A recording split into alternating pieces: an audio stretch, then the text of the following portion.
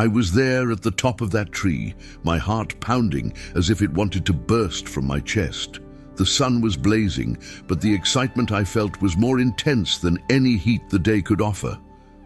I, Zacchaeus, a tax collector, a man despised by many, had one certainty: I needed to see Jesus. There were rumors about this extraordinary man who healed, taught, and performed miracles. But for me, it was more than curiosity. It was a search for something I didn't even know was missing from my life. From above the crowd, I observed the people gathering in the street. They were animated, talking about what they had heard of Jesus, how he challenged norms and expectations. To most, I was invisible, a traitor among them. But at that moment, in the tree, I felt a little closer to something important. The laughter and whispers of those around me blended into a distant sound, while my focus was solely on the man approaching. Everyone's eyes were fixed on Jesus, and the anticipation in the air was palpable. I knew people looked at him as a savior, someone who could change their lives, while I, a sinner, could barely look at my own scars. The truth is, I had accumulated wealth, but I also had a deep emptiness inside me, a feeling of loneliness that no treasure could fill. Then he appeared. Jesus' serene and powerful figure moved through the crowd, and I couldn't take my eyes off him. The emotional state of those people was a mix of hope and skepticism, but I felt that for me, this was a unique opportunity.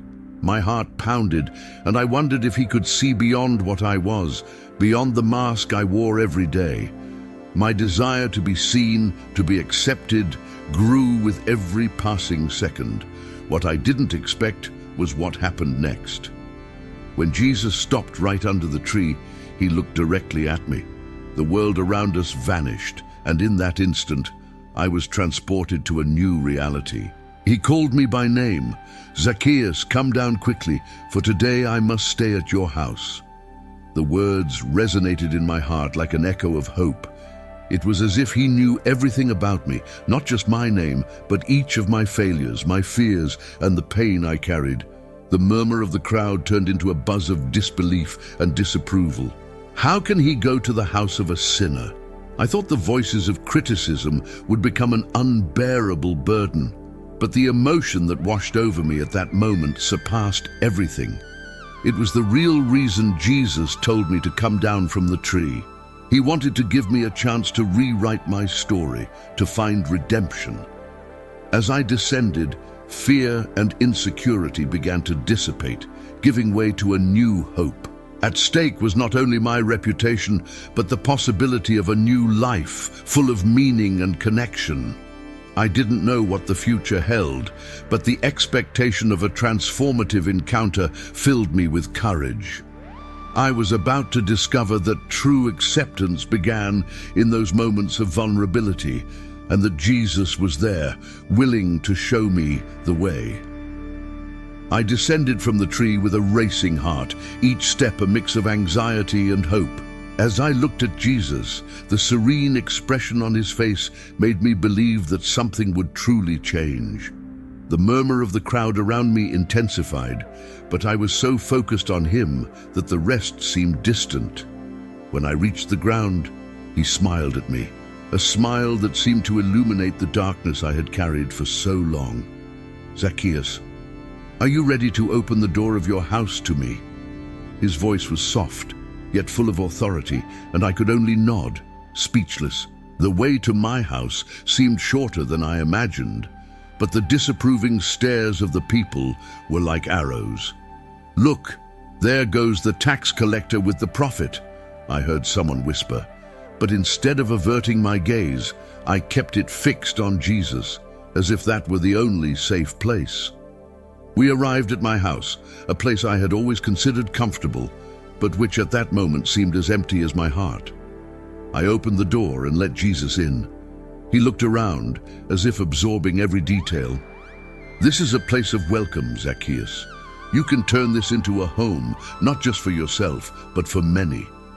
His words resonated within me, creating echoes of a future I had never considered. "But Lord, I am a sinner. People don't accept me. I'm known for exploiting others, for stealing. What could there be good in me? Insecurity dripped from my voice, and I wondered if he really understood the weight of my actions.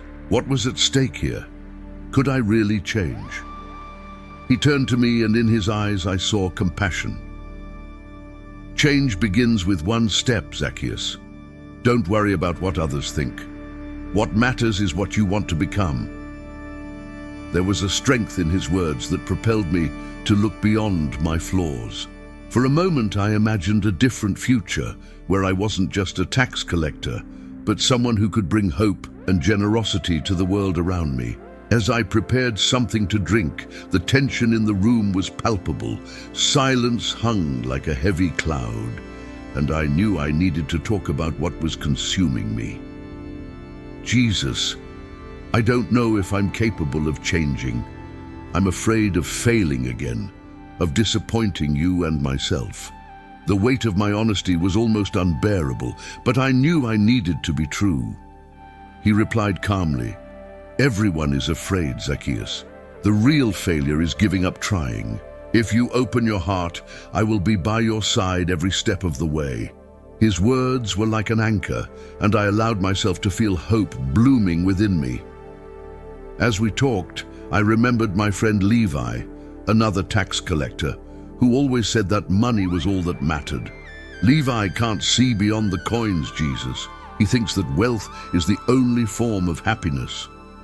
The disdain in my words revealed my own internal struggle. What did I want, really? Money or a purpose? Zacchaeus, you and Levi have different choices to make. Wealth may bring comfort, but it does not bring peace. True happiness is found in giving, not in receiving. Jesus made me reflect on what I truly valued. That was the first sign that the journey of transformation had already begun. But how could I convince Levi to see what I was beginning to understand? The conversation flowed, and I felt comfortable sharing my fears and insecurities. Jesus not only listened, but guided me to think of solutions. What if I decided to reverse some of the injustices I committed? What if I returned part of what I took wrongly? The idea of reparation began to take shape, and each word that came out of my mouth seemed lighter, as if I were releasing a weight I had carried for years. That's a start, Zacchaeus. Change doesn't happen overnight, but every action counts. Think about how you can impact the lives of those around you. The empathy in his voice made me believe that I could indeed transform my life. With each sentence, I realized that there was more to me than just the tax collector. I was a human being seeking redemption, and Jesus had shown me the way. As the conversation progressed, the idea of changing my relationship with money and with others seemed more and more possible. The first difficulty was already emerging before me. How could I face Levi and others like him? How could I inspire them to see the world in a different way? I knew it wouldn't be easy, but now, with Jesus by my side, hope propelled me forward. As the conversation with Jesus unfolded, the anxiety inside me grew. I knew that every word we exchanged was a step towards a change that would not only affect my life, but also the lives of everyone around me.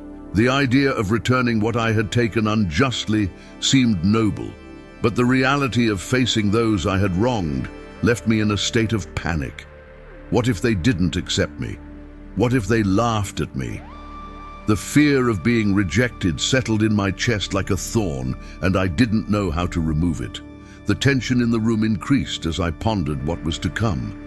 Jesus, noticing my silence, encouraged me. Zacchaeus, it's normal to be afraid of the unknown.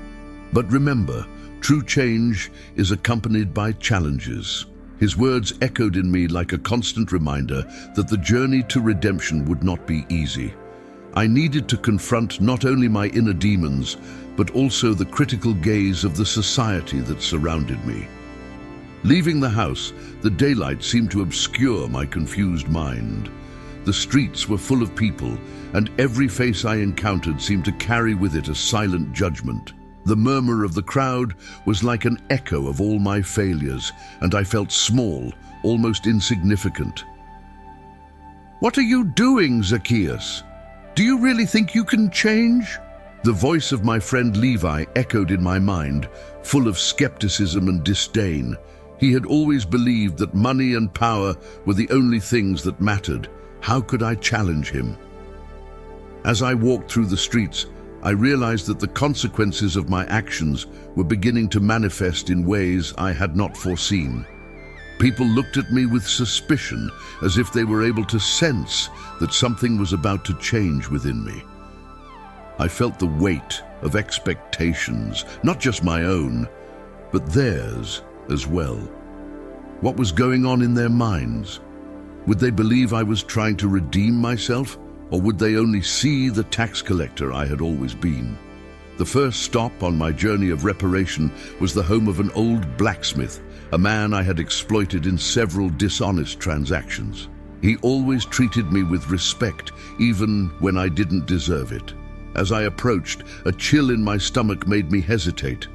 I wanted to knock on the door and beg for forgiveness, but the fear of his reaction paralyzed me. What if he refuses to listen to me? What if he throws me out of his house? I thought. With trembling hands, I finally knocked on the door. The sound echoed like a drum, and in seconds, the blacksmith appeared, his expression of surprise quickly turning into a look of distrust. "What do you want, Zacchaeus?" His voice was harsh, and I felt the weight of his words like a stone in my heart. "I came here to talk about the past," I began, my voice trembling. I would like to apologize for what I did. I want to correct my mistakes." The tension was palpable. The blacksmith crossed his arms, his defensive posture indicating that he wasn't willing to make things easy. "Correct? You, after everything you've done?" He shook his head, and I saw the pain in his eyes. The words I had rehearsed dissipated, and fear took over. The rejection I feared was materializing before me.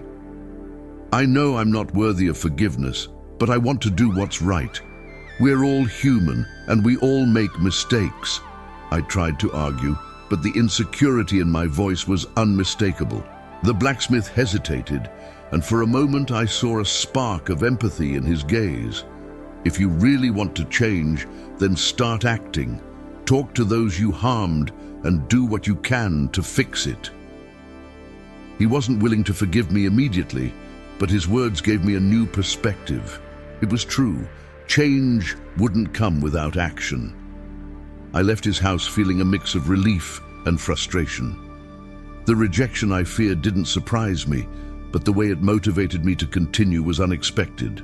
The world outside seemed more vibrant, full of possibilities and challenges. Each step I took towards new confrontations was making me stronger, but also more aware of the weight I carried. I knew I would have to face Levi at some point. The idea of confronting him, of exposing not only my mistakes, but also my new vision of life, made me uneasy.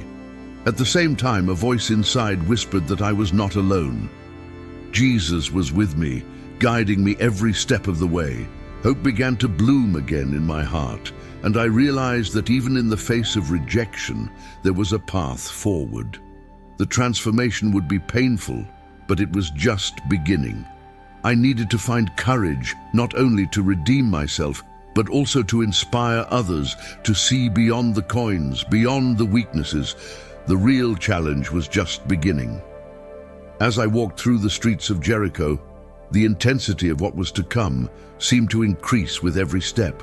The sun began to set on the horizon, bathing the city in a golden light that contrasted with the darkness I felt within me. My heart pounded rapidly, and the doubts that were once mere whispers now became deafening screams. I was about to face Levi, my friend, or perhaps what remained of our friendship. The idea of confronting him made me feel like I was walking towards an abyss. "You can do this, Zacchaeus."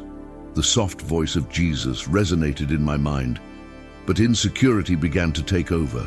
What would I say? How would I explain to him this transformation that was underway? Levi was always the embodiment of skepticism, and his worldview was based on cold and relentless logic. He would never understand the change I was seeking.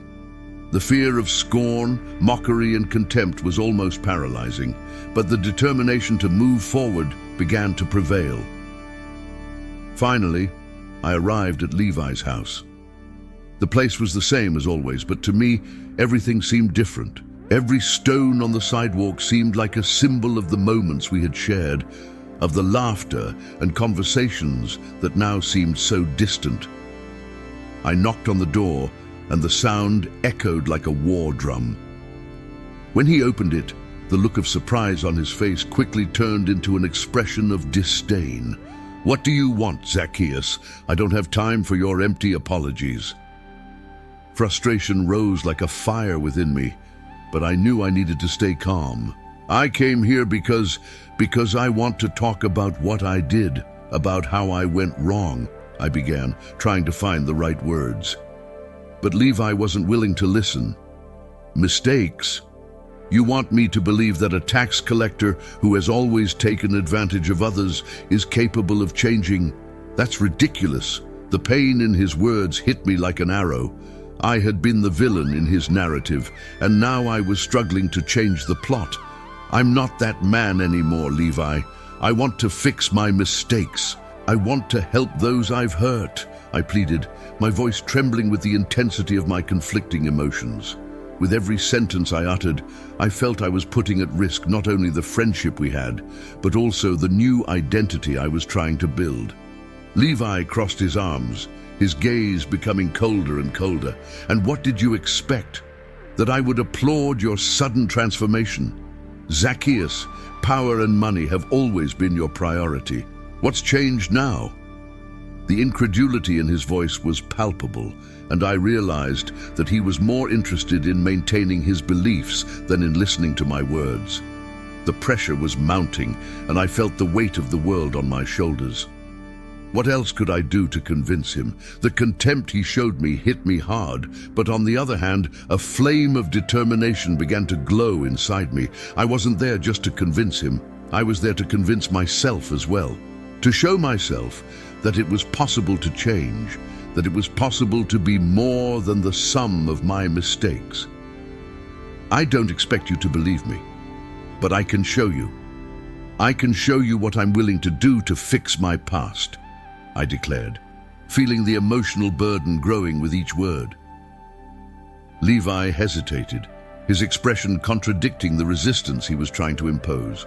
"Do you really think you can change everyone's opinion? That you can simply turn the page and everything will be all right?" "No, I don't expect everything to be all right immediately, but I'm willing to try to fight for it. And if you can't support me, then that's okay.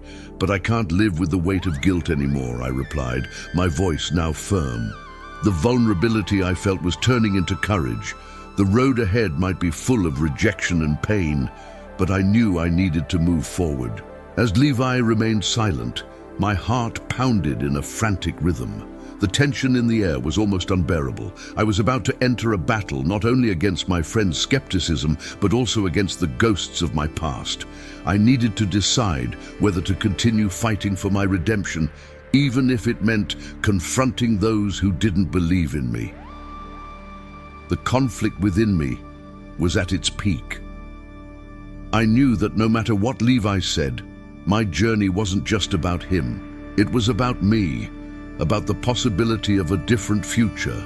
I took a deep breath, feeling the pressure intensify, and realized that, even if the path ahead was fraught with challenges, I was ready to face them. The battle for my transformation was just beginning, and I could no longer back down. I felt my heart race as the tension hung in the air like heavy clouds about to break. Levi seemed like a rock, unchanging in his distrust. I knew that every word that came out of my mouth could be the last attempt to salvage what was left of our friendship. Frustration was turning into a burning flame within me, and I didn't want that flame to be extinguished. "You don't understand, Levi. I'm not the Zacchaeus you knew anymore. I don't just want to apologize. I want to act. I asserted, each word carrying the weight of my determination. His skeptical gaze did not waver, and the pain of his disbelief cut like a blade. But I wouldn't back down. What can I do to show you I'm serious? I'm willing to do whatever it takes. Levi seemed to contemplate the idea, but the shadow of skepticism still lingered over him. And how will you do that? With words. You were always good at promising and failing, he fired back, his voice laced with disdain. The venom in his tone hurt me, but I couldn't let it bring me down. I looked into his eyes, seeking a glimpse of understanding. I'm going to work in the community, help the poor, reimburse those I've hurt. I'm going to redeem myself for real, I declared, each word a promise I was determined to fulfill. Silence fell between us, and I could almost hear the echo of my own thoughts. Levi seemed to ponder my offer, but doubt was still visible on his face. Do you think that will be enough, that by giving a few coins to those in need, everyone will forget who you really are? Levi challenged, his sarcastic tone cutting through the atmosphere like a knife. Anger began to bubble inside me, but I knew I couldn't let it dominate the conversation. I was about to lose myself in the same vicious cycle that I so desperately wanted to leave behind. It's not about erasing the past, it's about building a new future. I don't expect you to believe me now, but I need you to give me a chance, I said, my voice rising in a sincere plea. Change doesn't happen overnight, but it's a path I'm ready to walk. Levi's expression began to change, but there was still a barrier that seemed insurmountable.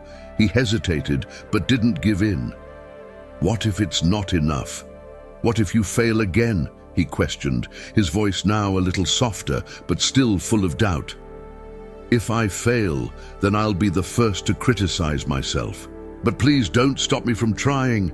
I'm not a thief anymore, but a man seeking redemption, I replied, feeling the emotional charge growing between us. The air was thick with tension, and I knew a decision was about to be made. Levi looked at me with an intensity that made me feel vulnerable.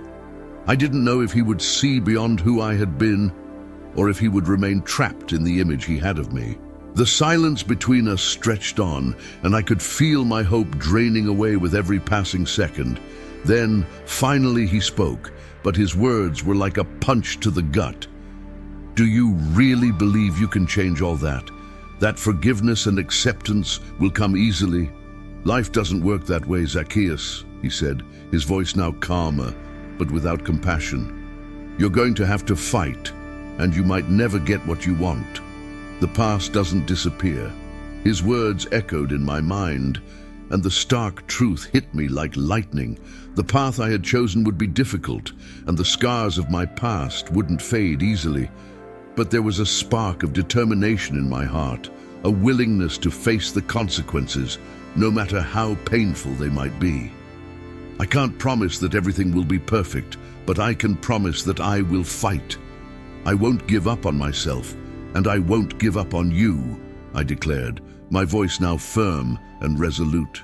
Levi watched me, and his eyes seemed to seek an answer he might not even know.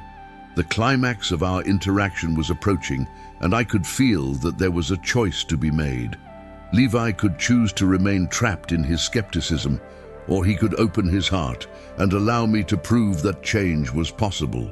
The silence stretched on, and I knew the future was in his hands.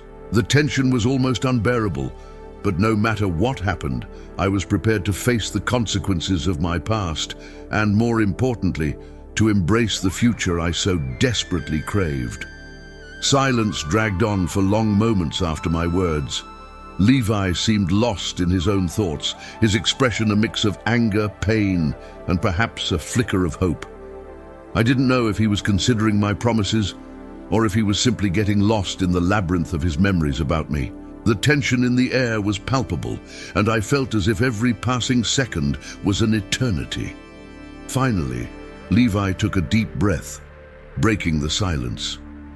If you're really willing to fight, then start right here, he said, pointing to the ground, as if the very soil itself could be a symbol of his disbelief.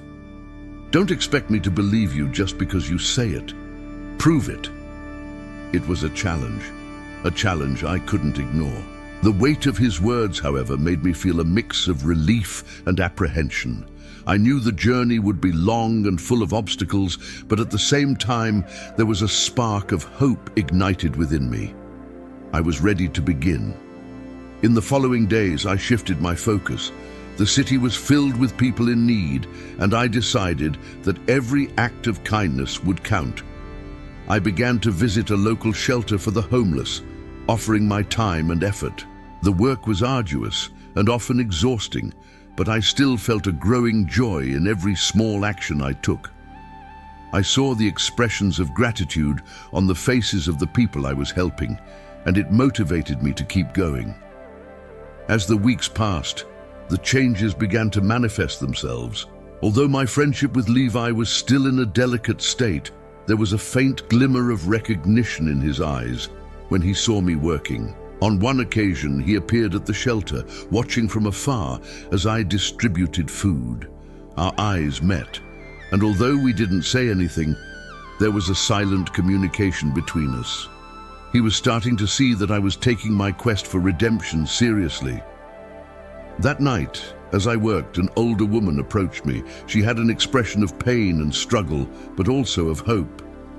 "You're different," she said, her voice trembling. "I can feel you're doing this from your heart. It's not just for you, but for all of us." Those words touched me deeply. I wasn't just fighting for my own redemption, but also to be a light in the lives of other people. The idea that my actions could impact someone so significantly made me realize that the change I was seeking wasn't just about me, it was about everyone around me. However, the challenges were still many. Some nights, the weight of my past would return to haunt me. Memories of mistakes made, of people I had hurt, emerged like shadows, threatening to extinguish the light that was beginning to shine within me. But I remembered Levi's words and the determination I had promised to myself. I wouldn't give up. Levi, on the other hand, struggled with his own demons. He observed from a distance, but there were times when I saw him hesitate, as if he wanted to get closer but was trapped by the fear of getting hurt again. One afternoon, while I was organizing a clothing drive, he showed up with a bag of donations. I was surprised and a little touched to see him there, but he didn't say anything. He just dropped off the bag and left, but the action spoke for itself. It was a small step, but it meant a lot. Weeks turned into months, and the feeling that something was changing inside me became more evident. I was learning to deal with the consequences of my actions, to face the pain of the past, and to build a new identity. Working at the shelter taught me to listen and understand the life stories that surrounded me, and each one was a valuable lesson. The connection that had once seemed lost between me and Levi began to slowly re-establish itself. One night, as we shared a glass of water after a long day, he finally broke the silence. "You're really changing, ZACCHAEUS. And as much as I've doubted you, I want to see where this all goes." There were no promises in the air, just a new possibility.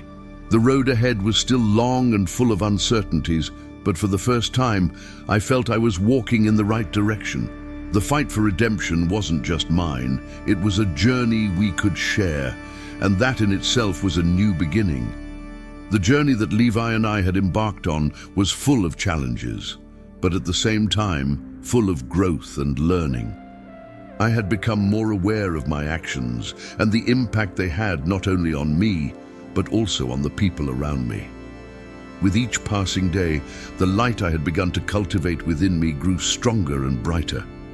However, the true test of my transformation was still to come. It was an ordinary day at the shelter when an unexpected situation arose. A man who had been a regular visitor to the shelter, known for his explosive temper and constant arguments, got into a heated discussion with another volunteer. The atmosphere quickly became tense, and I knew I needed to act. I remembered the times when I myself had been the cause of so much pain and anger in other people. Instead of stepping away, I decided to intervene. "Wait!" I shouted, my voice echoing in the space. "Let's talk about this." It was a moment of vulnerability, but also of courage. I invited the two men to sit down and express their frustrations. I knew that anger was often a reflection of deeper wounds, and by giving voice to their pain, I realized I was helping to create a space for healing. Levi watched from afar, and I could see admiration in his eyes.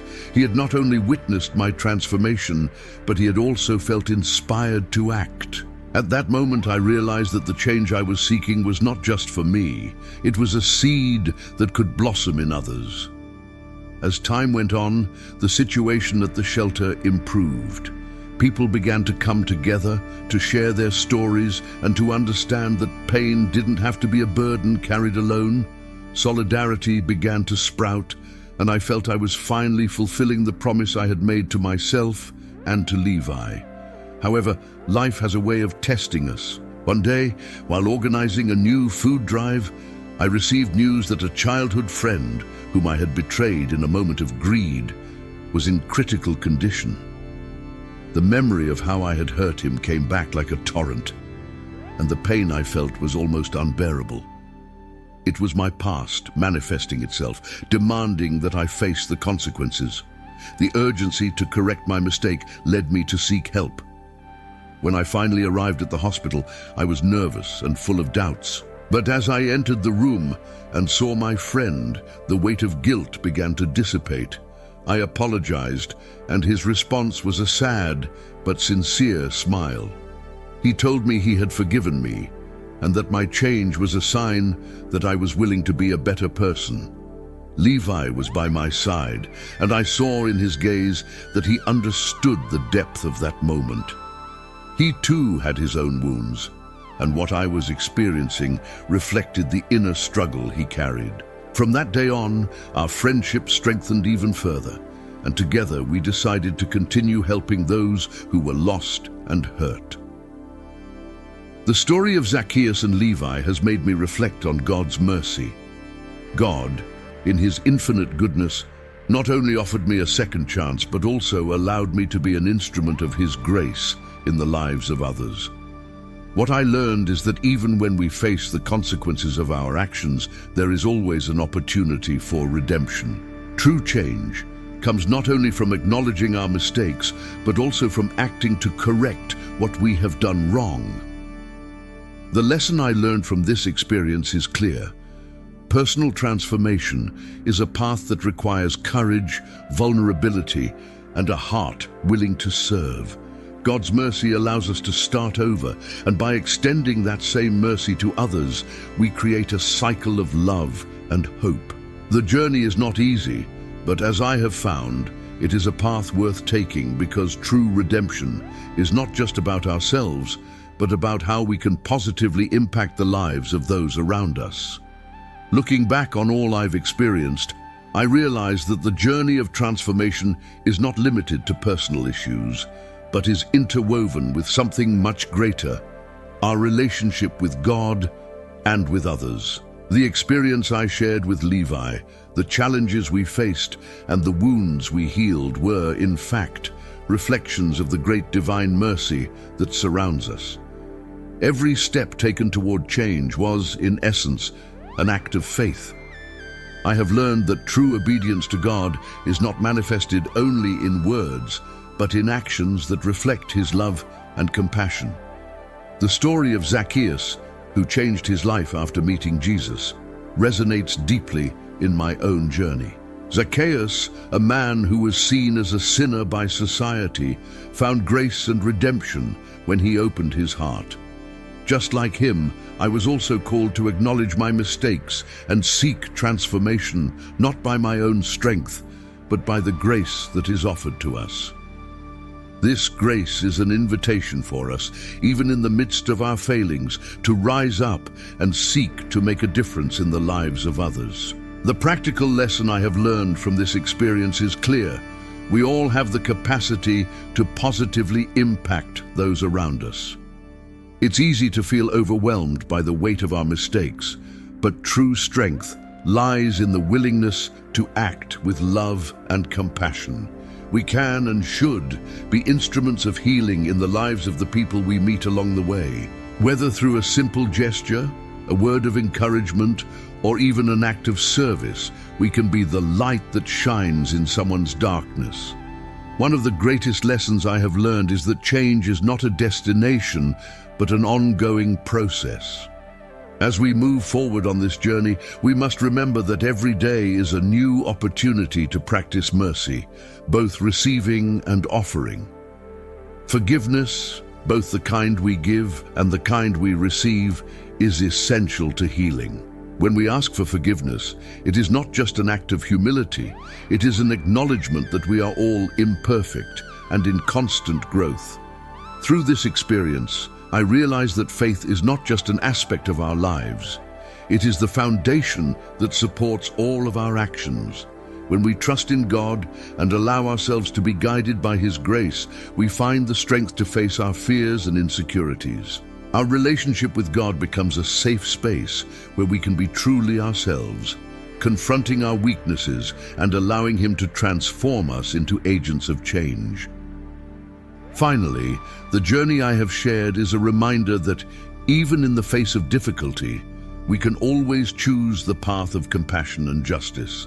By living in obedience and love, we can create a lasting impact on the lives of others, reflecting the light that God has placed in our hearts. It is in this way that together we can walk a path of transformation, not only for ourselves, but for the entire community around us.